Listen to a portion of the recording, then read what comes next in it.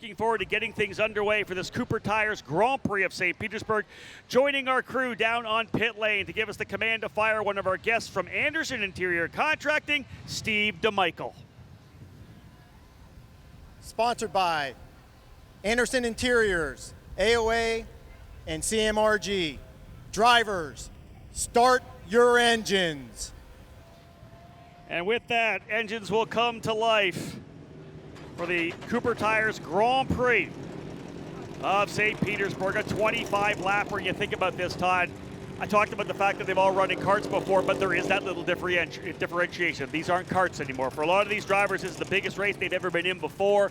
They're here on a big stage, the Grand Prix of St. Petersburg. They got a very tough racetrack in front of them that's going to change again. Every time they've gone to the track, it's changed. We just had a full qualifying session for the NTT IndyCar Series. There's going to be more grip on this racetrack right now. Something that they have to learn, but again, part of the learning process in moving through the USF2000 Series and the USF Championships is learning at every step of the ladder system. And that is one of the things you mentioned, coming to a big event. That's also part of the learning process and understanding how the logistics work at the big events like this. You need to be ready and be ready to go when your time comes, as the cars begin to stream out onto the out of pit lane onto their initial pace lap. Well, here's another one. Think about the way a karting event would run. Every day you're running a different race. You're going to practice, you're going to qualify, you're going to maybe have a heat race or a pre-final, then you're going to race. You're back on track every hour and a bit. This is the first time they've been on track today. Remember, they had a practice on Friday, qualifying on Friday. They've been sitting around all day ready to go. They haven't had a chance to get rolling. They haven't had even any laps at all. This is where the mindset really starts to play, right? What kind of mental focus do they have to realize you're in the car, you're jumping, you're racing one time. There's no do-overs because you had a rough qualifying. You were able to go, in the heat race, you moved up a little bit. In the main event, you can move up.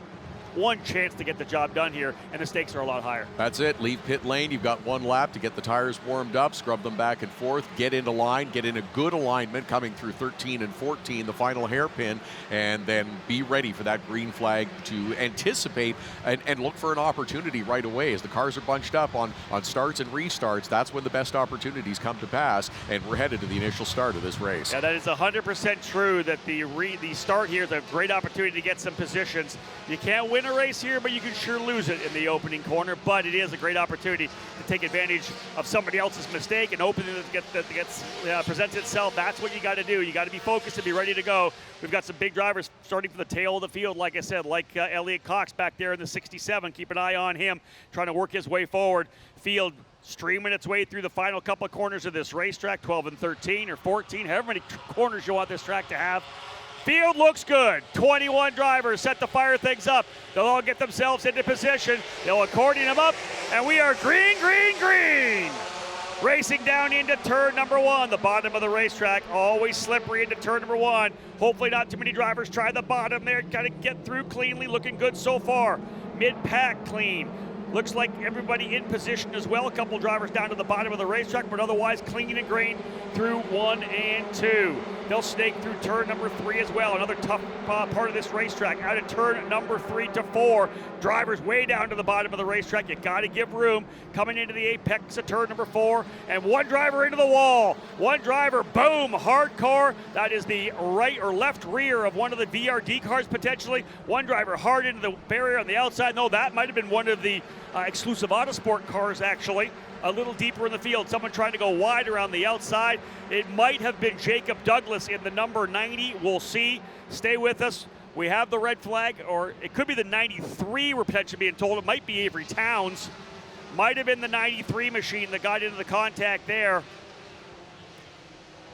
The 90s, that is the exclusive Autosport numbers. And yeah, that looks like the 93 potentially there. So that could be contact for Avery Towns, who got a bit of wide coming through turn number 4. Tap that left wheel onto the concrete on the outside, and it doesn't take much for that suspension to fold up. It's designed to do that. It's obviously designed to dissipate the force of a wall hit like that, but that'll be tough there for Avery Towns. just as we saw in the USF Pro 2000 this morning, first lap there was an incident. It looked like we were going to be able to get through, but just that fourth corner has been trouble all weekend long for just about every series here. As you go down the inside, you've really got to get the car slowed down. Sometimes that triggers something else if someone's on the outside of you, and a little bit of a challenge there and some contact with the outside wall. Yeah, you know what? Avery got a pretty good start, I think, coming down. He got a good jump out there, went down to the bottom of the track and was able to get a couple positions. And you're just trying to carry a lot of speed through that corner. He had made up spots, so you know in his mind was probably, I got to preserve this. I've got to make sure I have a really good opening lap, keep those guys behind me. And Avery just going a little bit too quick into turn number 4. There are the bumps into that corner there as well, pushed out wide. Car got a little rotate. We'll try to see if we can't get a replay of it for you folks to have a look. But Avery Towns, as we said, the exclusive Autosport driver. Let's have a look here. We'll see which vantage point we get. This is coming through turn number 4. You see him way outside of the API. He's way outside of the line, bringing it back in. That's your leader coming through. It looks like there might have been some contact for Avery, and he got into the tires, not into the concrete. It seems to me like Avery might have been on the outside, and a couple of drivers, maybe some contact beside him, moved him over. I want to see that one again. Now that we've had the first look at it, you can see potentially some more damage for some drivers further back. You can see the wide line taken coming through there by our pulls that are kind of rolling around there. I thought he was wide coming through, but was able to bring it back, but got the car wound up. Here it is again. Here are your leaders coming through. Yeah, way wide line coming out there, but look a little further back. You're going to see, you're going to see Avery just get a little wide. I think he just was trying to hold on to the outside of the. You see the car start to rotate on it. It wasn't. He was out there all by himself trying to potentially go 3 wide, I think. Maybe with the best of intentions, trying to avoid any trouble on the inside, and just you find the car gets a little bit loose out from underneath you, and there's nothing you can do to hang on to it to get around through the corner. You know, and I said he got a good start, so he's out there trying to preserve. He's got guys looking on the inside of him. Maybe I'll try to hang around the outside, and there's just no grip out there. Listen, we talked about it in the USF Pro 2000 race. Scott Dixon went off there. A bunch of drivers have been off.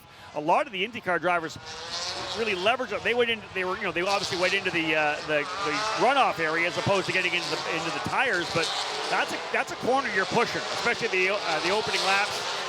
We talked about the fact that it's important to try to get spots. So there's opportunities to get positions, but you can also make a little mistake and you find yourself in the barrier, especially here. Absolutely. If you manage to pick up a couple of spots on the initial start through the first couple of corners, the last thing you want to do is give those spots back and have to retake those positions when it's a little more challenging. As the field gets strung out, it's going to become a lot harder to try to reel in a competitor and bring them back towards you. But it looks like, unfortunately, we'll have the quick little cleanup and then get back to some green flag racing, hopefully. One of the drivers you mentioned that we wanted to keep an eye on was Simon Sykes, who did also manage to gain a few positions up through the initial start, starting back in 15th. So he's jumped up into the top 10. Yeah, that's really big for Simon to get up into the top 10 because he can attack from there.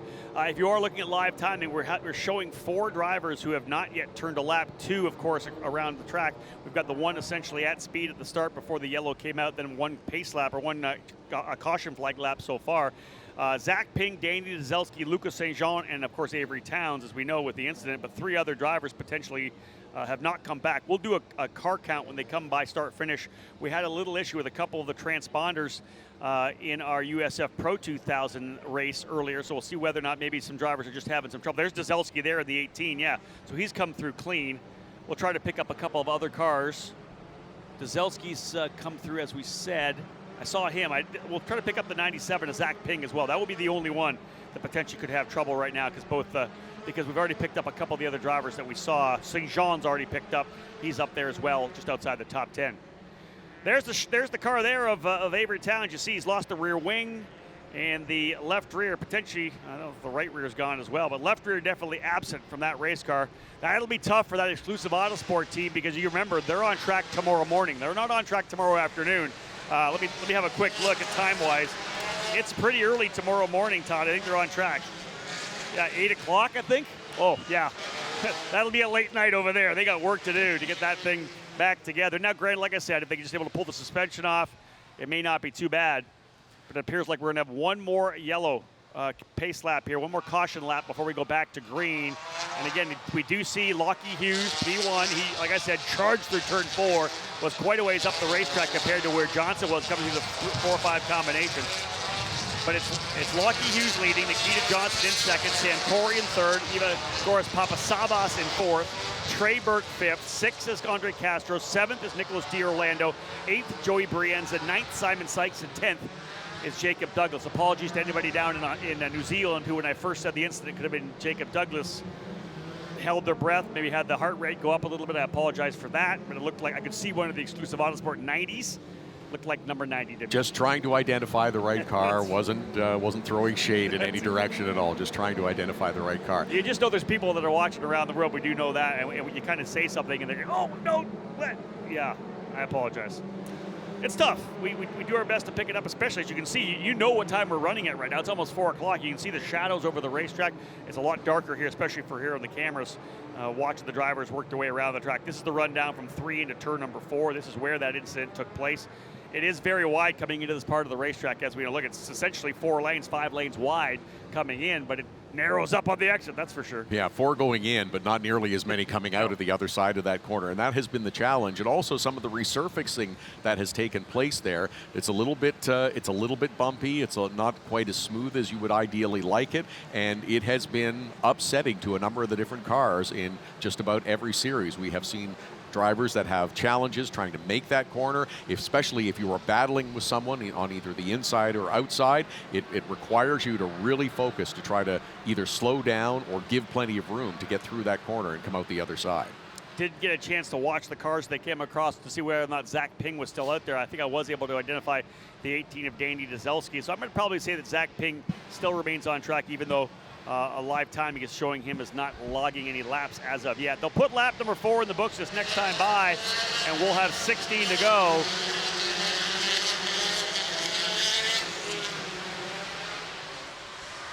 Zach Ping, I believe, scheduled to be in the 97, but there's also a 19 out there. That's Gordon Scully. I saw him go by.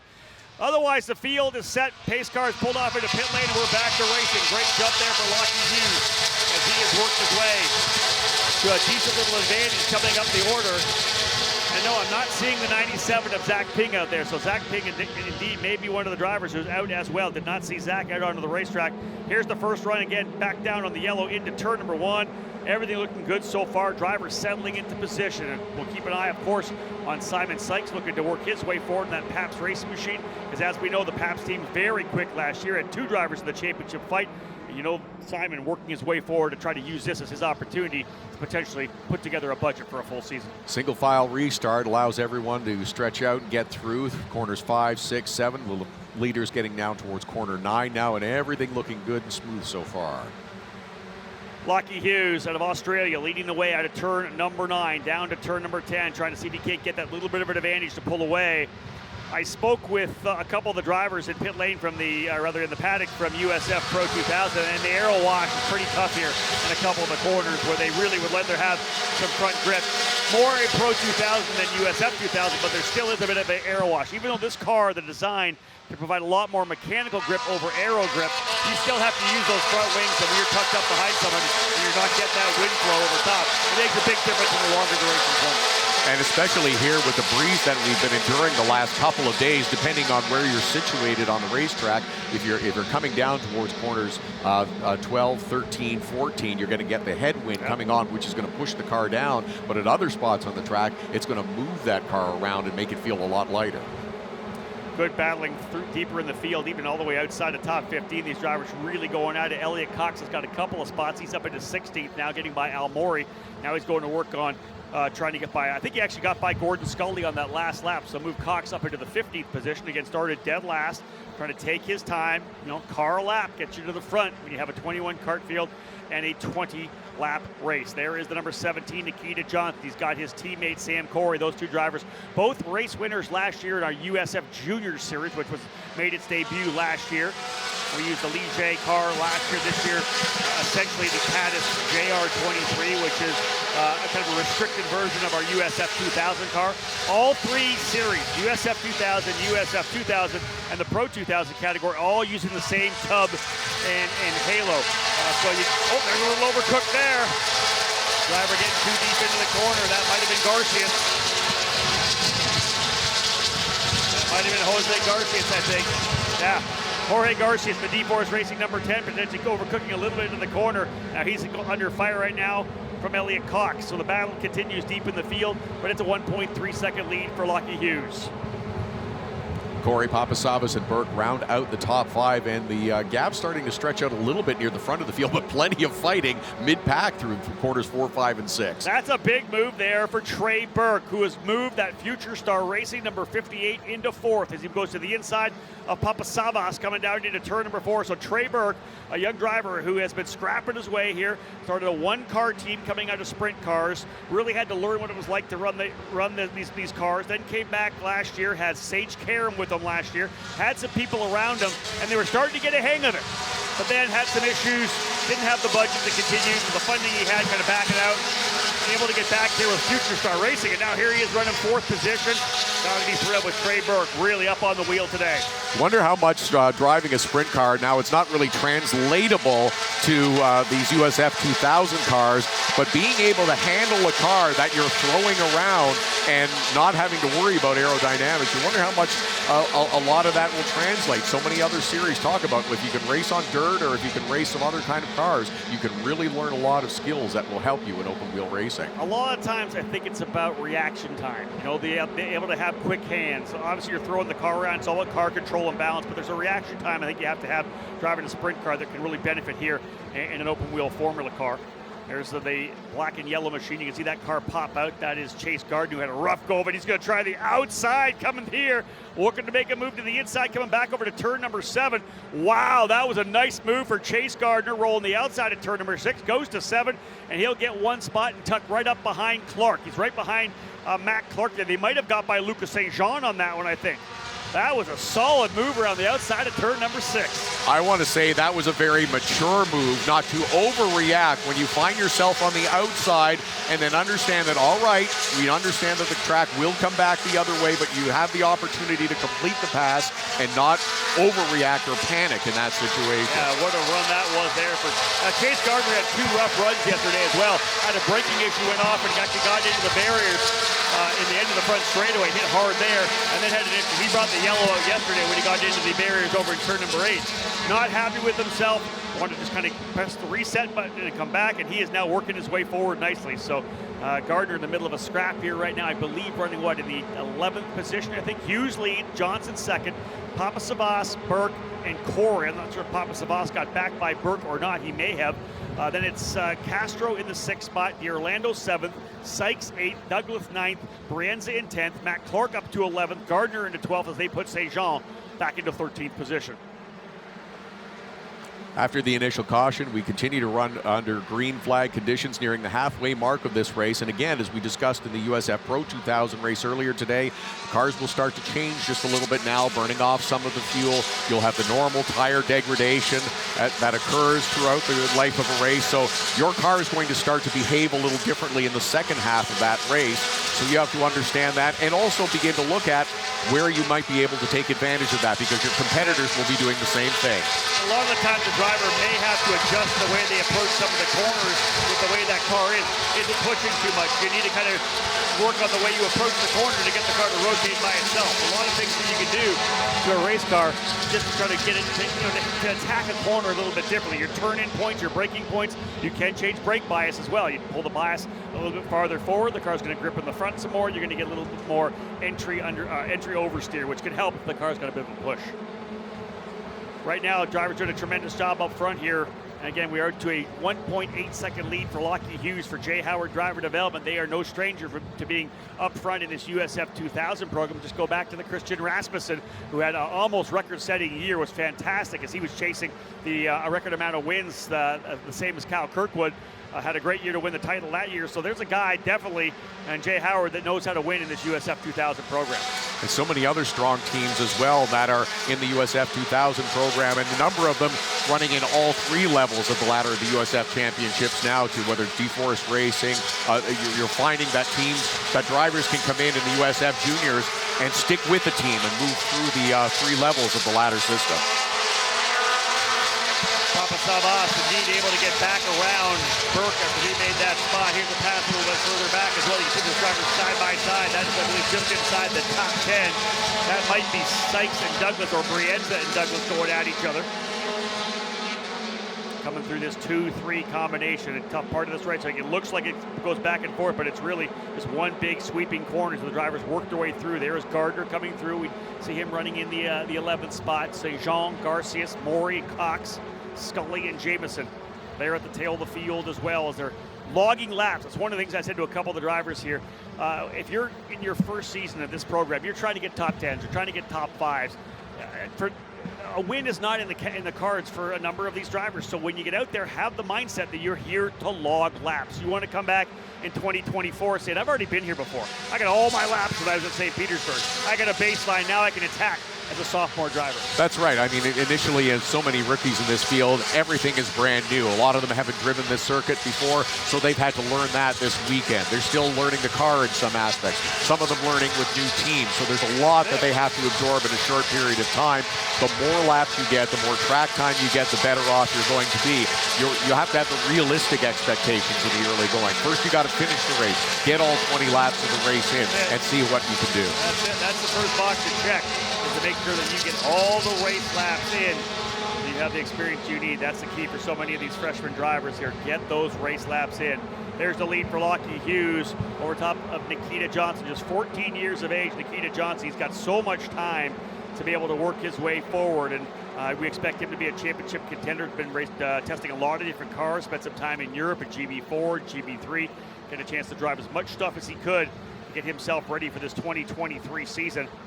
Right now, the lead there, but here comes one of the other Jay Howard driver development cars, and that is Ivagoras Papasavas, trying to see if he can't reel him in. Last time by, he was about a tenth or a full second back.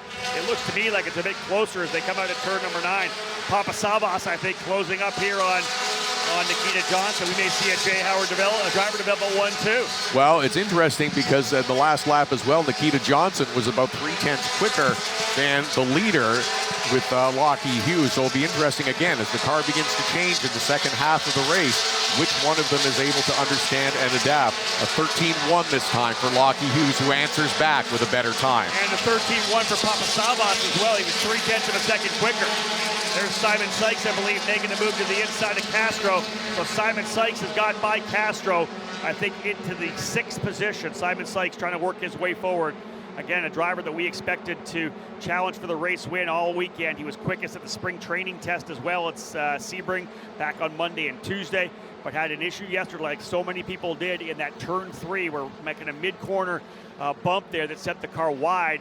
He got into that corner, didn't really get down to the apex enough. The bump set him wide into the outside retaining wall. He came back across the track and hit the inside, so hammered the left sides, hammered the right sides. A very expensive wreck for Simon Sykes. And here's a guy that does not have a lot of budget to race. He's trying to be there with Pabst Racing to see if he can't bring them a championship, because the driver that's going to be alongside him for the rest of the season can't race here this weekend because he's not old enough. We'll see that driver come Sebring at the end of this month. So Simon Sykes did run a number of races in the USF 2000 series last year and showed consistency. He finished in the top 10. So he's taking that experience into this year. And even though he had that setback in qualifying and started deep in the field, understanding that, all right, I want to do what I can, get as much as I can out of the car, but also realizing his chances for a victory aren't really realistic. So now he's been able to climb back into the top 10. Can he manage a top 5 in these remaining 5 laps? Where is he right now, too, right? Sitting there currently in the 6th position. Last time by, he was 0.6 faster than Trey Burke and is only about 0.7 back. So there's a definite top 5 opportunity here for Simon Sykes, and maybe more. There is still 7 laps remaining. They'll put lap number 14 in the books when they come back around. So an opportunity still for Simon Sykes to potentially claw his way back to the podium. We'll see if that plays as the drivers work their way through turns 8 and 9, back out onto the straightaway, leading down into turn number 10. The first race of the season for the drivers here in this program. Looking forward to what should be a great year. And here at St. Petersburg, Sebring, March 25th, 26th. Indianapolis Motor Speedway, the road course, 12th and 13th. We'll run at Lucas Oil Raceway, actually Indianapolis Raceway Park on May the 26th. Road America in the middle of June. A couple of races in July in both Mid-Ohio and on the streets of Toronto. We'll wrap things up on Labor Day weekend at Portland International Raceway. So lots of fantastic venues for the drivers here in USF 2000. Lockie Hughes remains out in front. Nikita Johnson running in second. They seem to be trading quick laps. One will go a tenth or two quicker than the other. Lockie Hughes a little bit quicker than Nikita Johnson this last time around. Ivagoras Papasavits in third. Sam Corey fourth. Trey Burke in fifth. And Simon Sykes with his sights set on moving up from sixth into fifth. I like that. 3/10 quicker last time by than Trey Burke. So again, he's working his way closer here. In fact, he's right there now. He's right between the two Future Star machines. Burke in the 58 right in front of Sykes. Castro right behind him. Castro trying to find a way back by, but watch for Sykes to try to set things up. Coming out of turn number 12. There it is right there. That's the battle for 5th, 6th, 7th, 8th, 9th, 10th, probably 11th and 12th, because there's 12th just a little bit back. That's Gardner there trying to close back up. So indeed, we have ourselves a tremendous fight here. There's Sam Corey and the 22. I think he's by. Yeah, he is. He's through. Simon Sykes has made the move, and Burke's trying to see if he can't get by. Almost up on the gearbox coming into here. But he is through. Simon Sykes has gone to P5. They'll go down to the bottom of the racetrack to try to hold off Burke. That'll be the defensive run. There it is. Burke's right with them. They'll come down into the turn 1 corner. And though he was running the bottom line, still able to get through cleanly. So Simon Sykes now into the 5th position. Remember, he started 15th, if I'm not mistaken. He did. That was it. He was the beneficiary on that opening lap of the incident. Corner number 4 managed to pick up a number of positions and get himself up towards the top 10, and he has just moved forward consistently throughout these 15 laps that we've run so far. That is a real accomplishment. And again, understanding what the car will give you on that day and what is possible, knowing that you're starting deep in the field. If you have your sights set on a championship, well, I need to extract as many points as I can. Is a win realistic? No, but I can do well and get into the top 5. Because you're going to look back at the championship when you get to Portland and say that I fought from 15th to 4th or 5th or 4th, whatever it was. That was a big point haul for me when it could have been a lot worse. Really excited about the 2023 season and a new program that the USF Pro Championships have with Discount Tire. Discount Tire is the official tire retailer of the USF Pro Championships presented by Cooper Tires. The company was established in 1960 and today has over 1,100 plus stores across 37 states. Continuing the vision of founder Bruce T. Halley, the company has grown from a single storefront to become one of the most trusted tire and wheel retailers by fostering community connections and honoring customer and employee relationships. So excited to be working with Discount Tire here in 2023. Change in the running order in the top 2. Ivagoras Papasavas has jumped past Nikita Johnson for the runner-up spot now, and Nikita Johnson is 3rd. Johnson clearly had a problem of some sorts, and Papasavas was able to take advantage. We did see that Papasavas was putting down the laps, right? He was getting quicker and quicker and getting those 13-1s down. I said he was closing up and was finally able to make the move, so Papasavas has gone to 2nd. So it's right now a Jay Howard driver development 1-2 with Lucky Hughes P1, Papasavas in 2nd. 4 laps to go, and we're not done with the battles either because Johnson and Corey are going at it. There's as well, he's by Corey. Sykes is up to 4th. Simon Sykes has gone to P4, I believe, getting by Sam Corey. So we've got more action. Lucky Hughes, though, 2.8 seconds out front. What a drive it's been for Simon Sykes, showing you what he's worth. Interesting thing is, what do we got for a fast lap for Simon Sykes? So 13.1. Let's have a look at his qualifying time for Simon. Trying to figure out exactly what his qualifying time was. 14.1. He's going to be able to use this 13.1. He may start somewhere in the top couple of rows. He's going to be in the top 6, I would bet. This is big for Simon Sykes. The ability to put those lap times down. He's going to start a lot closer to the front.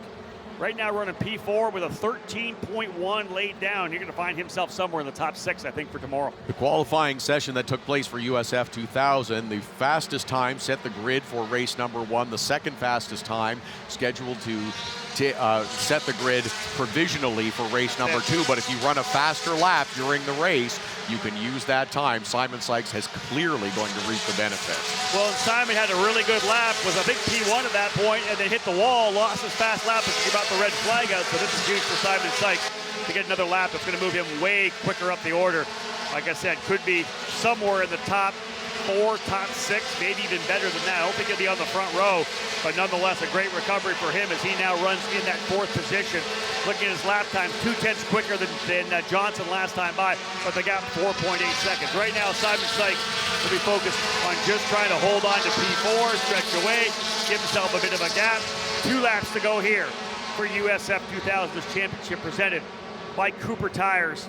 2 laps to go for Lockie Hughes and Evagoras Papasavas as the Jay Howard drivers run 1-2. VRD Racing 3-4. Make that 3-5 for VRD Racing. Sykes for the Pabst machine in 4th. Burke and Castro, great runs for 6th and 7th right now. Douglas 8th, DiOrlando 9th, and Brienza 10th. Those are the 3 exclusive Autosport drivers who remain in the race. 8th, 9th, and 10th right now. Lockie Hughes, though, a driver who had never run a street circuit when he'd been here, come here before. Like I say, sometimes you don't know what you don't know. You just get out there and wheel it. He's done a tremendous job. Great run here for Lockie Hughes. He'll bring it on the front straightaway. You'll see the white flag. 1 more lap to go, and I'll tell you, Lockie Hughes is going to be happy. Evagoras Papasavas is going to be over the moon. This is exactly what he was hoping for coming into the new season. Only ran a handful of races last year. Didn't start the season after a really bad wreck, actually, at a karting event early or late in 2021. Had to wait until, I want to say, Road America potentially to make his start for 2022. Ran a handful of races, and he's excited about a full season right now. Rest of the runners taking the white flag. This will be the last lap, and so far, Lockie Hughes perfect with a 2.5-second lead ahead of Evagoras Papasavas and looking good on his way to a victory. Nikita Johnson 3rd and Simon Sykes 4th. Jay Howard Driver Development, as I said, had a really good year a couple of years ago with Christian Rasmussen, and again, was with him coming up through the Pro 2000 categories as well. This is going to be big for Lockie Hughes to get it off to a big start of the season. He's clean and green through turn number 10, as is his teammate Papasavas. Nikita Johnson right there as well. But Lockie Hughes of the Gold Coast of Australia, the Aussie, looking to grab a victory here as he comes out to turn number 12, the right-hand hairpin, onto the straightaway, and the celebration starts. Lockie Hughes going to start the season off. Checkered flag from Aaron Likens, and he will win in the USF 2000, race number 1 of the opening weekend of the season. Lockie Hughes with the victory, 2.4 seconds, the margin. Evagoras Papasavas coming home in 2nd. Nikita Johnson in 3rd. Simon Sykes, what a run from 15th up to 4th for Sykes. 5th is Sam Corey. 6th, Nicholas DiOrlando. What happened to Castro? We had a pretty wild finish there. I think we weren't keying on that, but look at the battle. Nicholas DiOrlando ends up finding himself up into 6th. Burke goes to 7th. Jacob Douglas 8th. Castro 9th. And Joey Brienza rounding out the top 10. It'll be a partial season for Brienza. He's going to tackle the USF Juniors Series Championship this year, but the driver from Colorado capping off the top 10. Good run there. Had some issues early on, but otherwise we had some great racing for some drivers working forward, and you know what? We now have the drivers we can figure out that are going to start the challenge from the championship out of the box. A lot of good action throughout the field. It's the USF 2000 field, and we talked about Simon Sykes moving his way forward in qualifying and how that's going to impact. He also just scored his fast lap of the race and scored the fastest lap of the race with a 1:12.9 on lap 19. Bonus point. That will help him for tomorrow's starting spot too. I'll tell you this right now, that 1:12.92 may be the pole position as well. Simon Sykes may have just earned himself the pole with the fast lap of the race. That would be huge for him. P5, P4 in race 1, maybe going for a win in race number 2. May not all be over for Simon Sykes.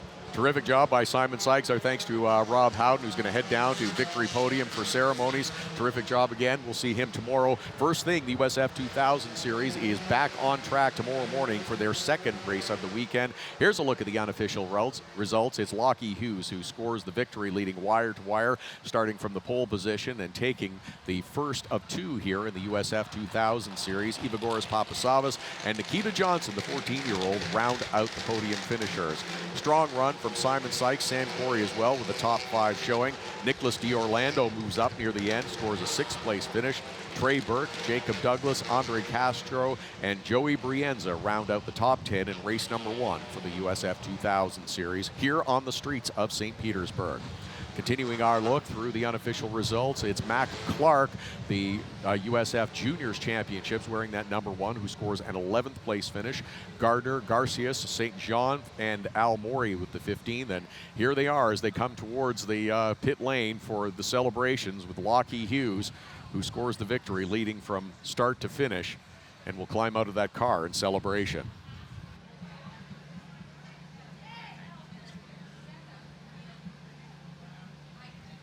There's the enthusiasm of a young man who's just scored his first victory in the USF2000 series, climbing out of that car to accept the congratulations of his team and family. Yeah, that unmistakable winner smile is even visible underneath that helmet.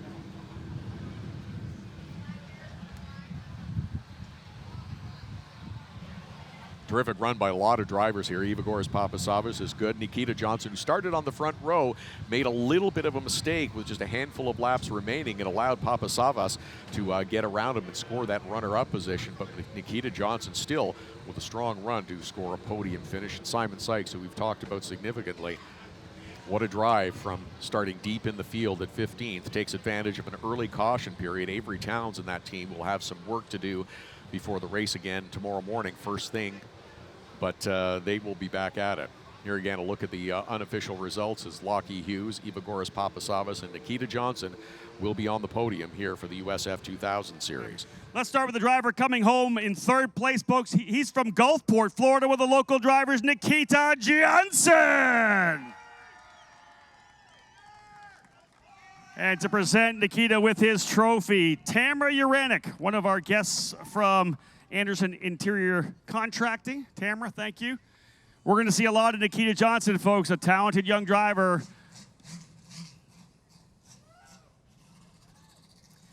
His first run of the 2023 season, and he works his way on to the podium. Going to be a race winner before this is all said and done. Tamara, thank you so much. We appreciate it. Finishing in second, another tremendous young driver we're watching grow throughout last year. He loves the street circuits, and he's going to love them even more. Finishing second place today for J. Howard Driver Development, Ivagoras Papasavas. Great drive to be able to work his way up into second. And to present him with his second place trophy, Peggy Buckley will join us here on the podium area. And again, all guests of Anderson Interior Contracting. Great to have all of our guests here this weekend. Peggy, thank you so much.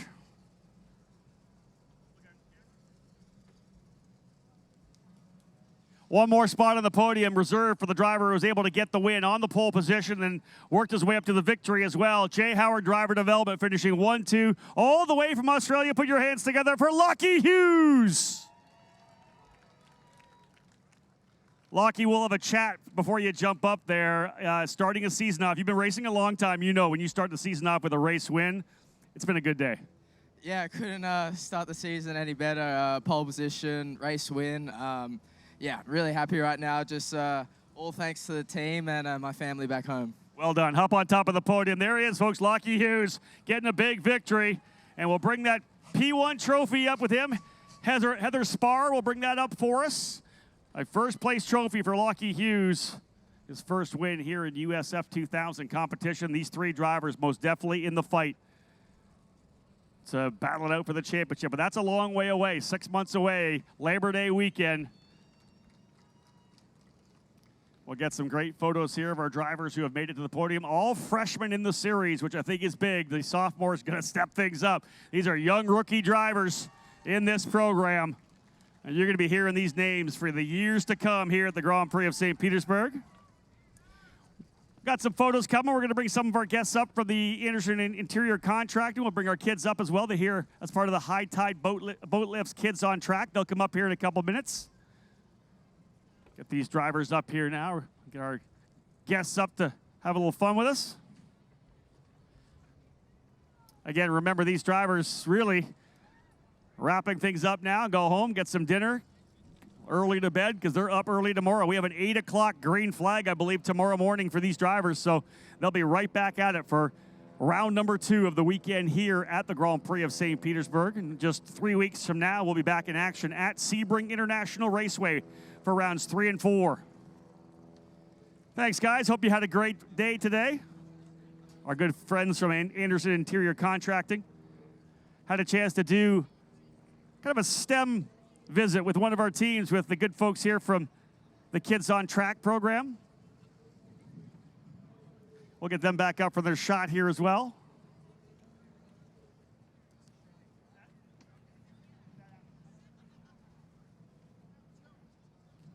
Kids on track dropping off all their backpacks, getting up here. They learned a lot about racing here this weekend, that's for sure, and they've had a lot of fun. The robotics team is up here with us. Love it. These guys could be engineers one day in this program.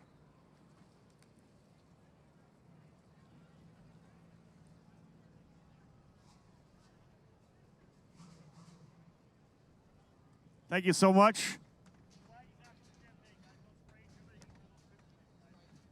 Champagne will be next, folks. The traditional celebration of motorsports success. Bringing the sparkling cider, if you will, up for the young drivers here today.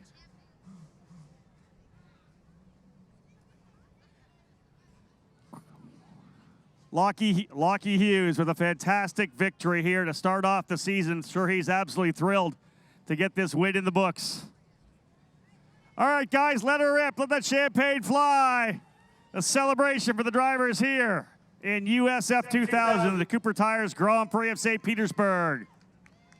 Lockie Hughes with the win. Both of these drivers, Ivagoras Papasavas and Nikita Johnson, will be back tomorrow to fight it out for the race wins, along with 18 other drivers who want to displace these guys from the podium. They want to have some fun themselves. We're done here today, folks. Thank you so much for being part of it. We're back first thing tomorrow morning. More USF Pro Championships competition here at the Grand Prix of St. Petersburg.